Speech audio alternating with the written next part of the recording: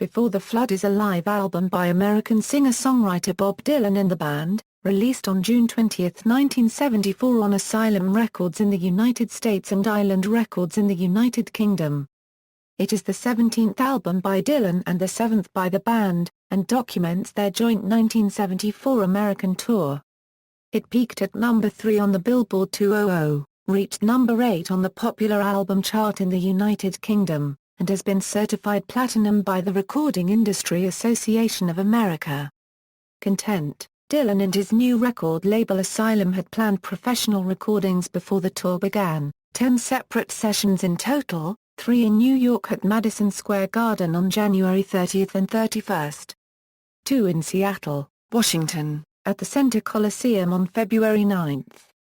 2 in Oakland, California, at the Alameda County Coliseum on February 11.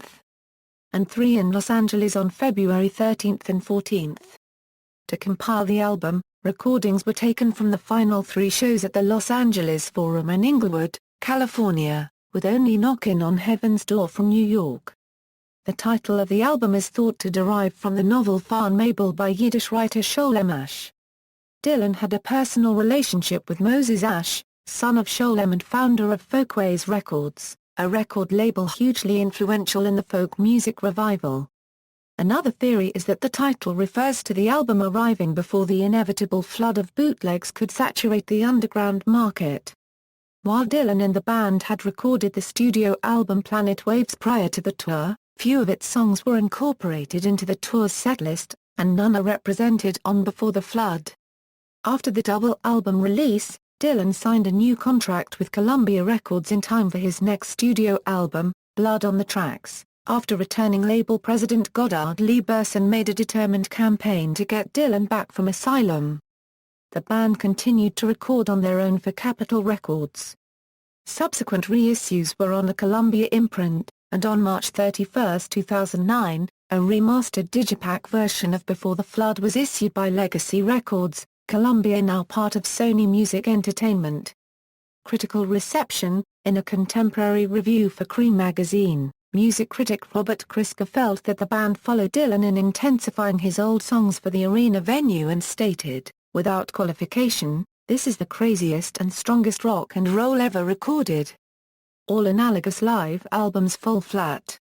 In a less enthusiastic review, Rolling Stone magazine's Tom Nolan said Dylan's vocal emphasis and the band's busy arrangements make for an awkward listen, although revamped versions of songs such as It's Alright, Ma, Like a Rolling Stone, and All Along the Watchtower are successful and sound meaningful.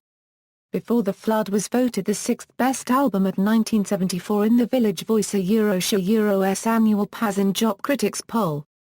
Christgau, the poll's creator, ranked it second on his own list. In a retrospective review, Greg Kot of the Chicago Tribune called the album epochal, while AllMusic's Stephen Thomas Levine described it as one of the best live albums of its time. Ever, maybe. Grail Marcus commented, "Roaring with resentment and happiness, the music touched rock and roll at its limits."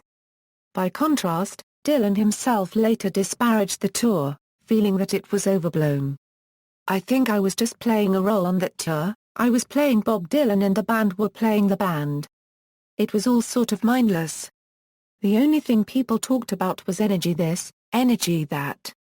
The highest compliments were things like, 'Wow, lot of energy, man.'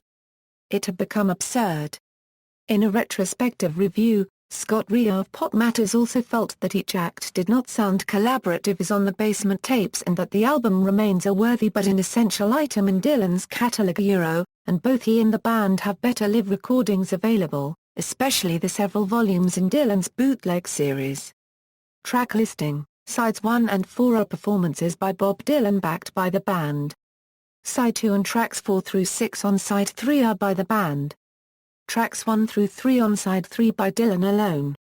Blowin' in the Wind is a splice of 2 separate performances. All dates from Los Angeles except as indicated. All songs written by Bob Dylan, except where noted.